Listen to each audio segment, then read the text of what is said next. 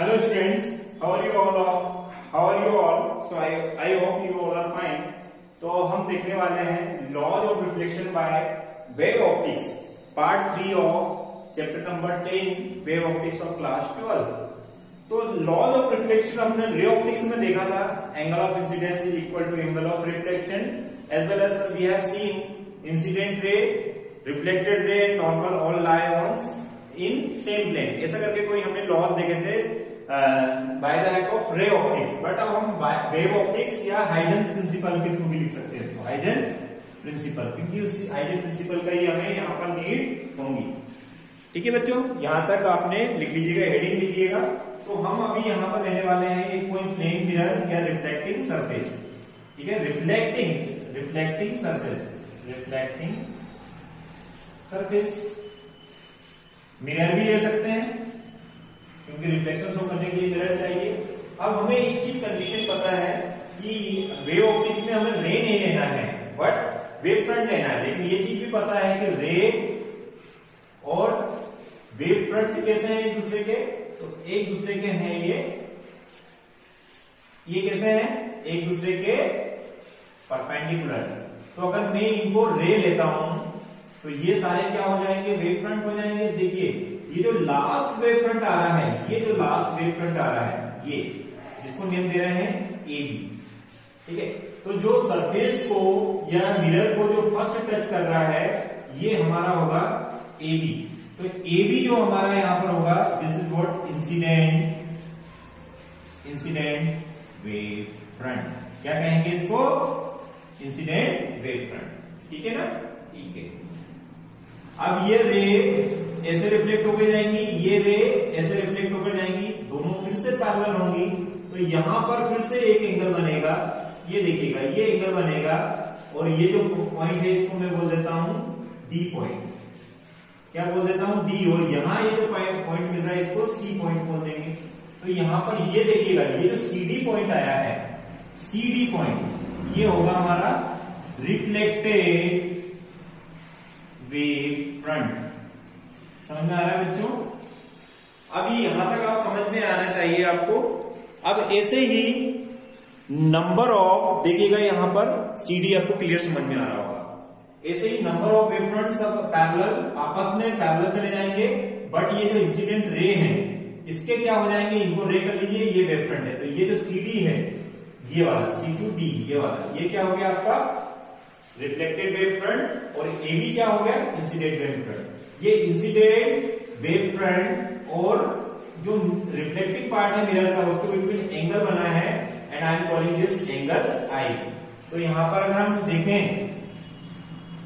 Angle B A D, मतलब angle A is equal to angle of incidence.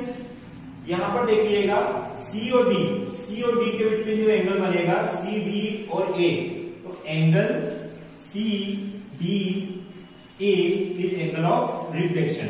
मतलब ये angle, ये देखिएगा ये एंगल को हम एंगल ऑफ रिफ्लेक्शन बोलेंगे आर. ये आर हो गया, तो ये यहां पर लिख देता हूं, ये एंगल को, ये एंगल आर हो गया. कुछ समझ में आ रहा है? तो फर्स्ट लॉ ऑफ रिफ्लेक्शन क्या होता है, तो ये होगा इंसिडेंट लिख दीजिएगा, incident wave front A B, reflected wave front C D. And अगर मैं देखें एंड नॉर्मल इसमें ड्रॉ करूं तो ये इंसिडेंट रे के इसमें पैरेलल में यहां पर कहीं नॉर्मल होगा. ये देखिएगा ये इसके लिए नॉर्मल होगा और ये इसके लिए भी कहीं नॉर्मल होगा. And normal all lie in same plane. ये लॉ इतना इंपॉर्टेंट नहीं है जितना लॉ हमारा angle of incidence is equal to angle of reflection, वो देखना है. तो पहले लिख लिया incident wave front A B, reflected wave front C D and normal all lie in same plane. ये फर्स्ट लॉ है आपका. बट फर्स्ट लॉ से इंपॉर्टेंट है आपका सेकेंड लॉ, जो angle of I is equal to angle of are.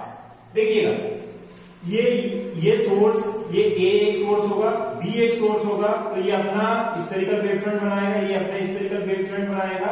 तो जैसे यहां से इस वेव फ्रंट को यहां तक जाने में जो टाइम लगेगा वो सपोज कीजिए टी लगेगा, तो बी से जो डी तक जाने में जो वेव फ्रंट को टाइम लगेगा वो भी क्या होगा, टी ही रहेगा। ठीक है, तो वैसे तो अभी हम डायरेक्ट ये डायग्राम देखें, ज्यादा कुछ ना लिखकर। हियर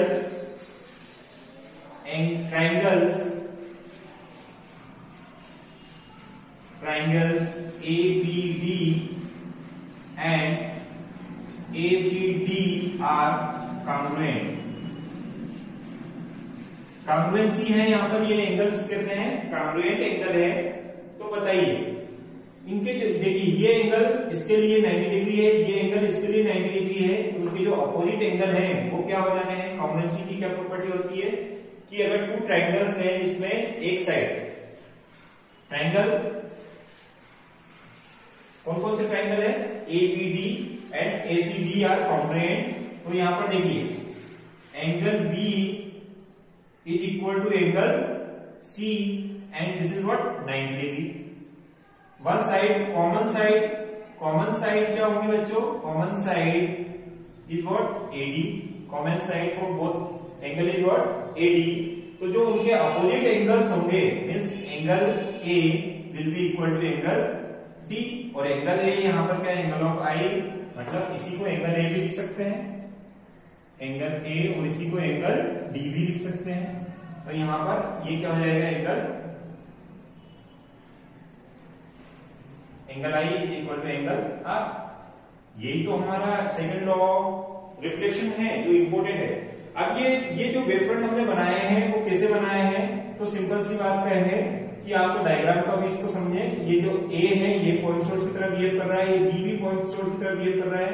जब ए का वेव फ्रंट जब सी तक पहुंचेगा, जब बी का वेव फ्रंट डी तक पहुंचेगा, तो कॉमन करने पर एक नया वेव फ्रंट मिला, और जो नया वेव फ्रंट होगा वो ही सी डी वेव फ्रंट होगा, और ऐसे ही अब आगे बढ़ते रहेंगे।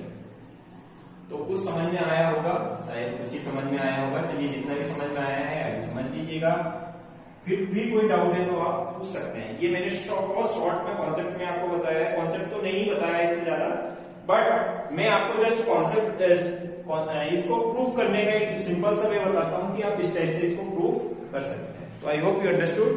Thank you for watching this video.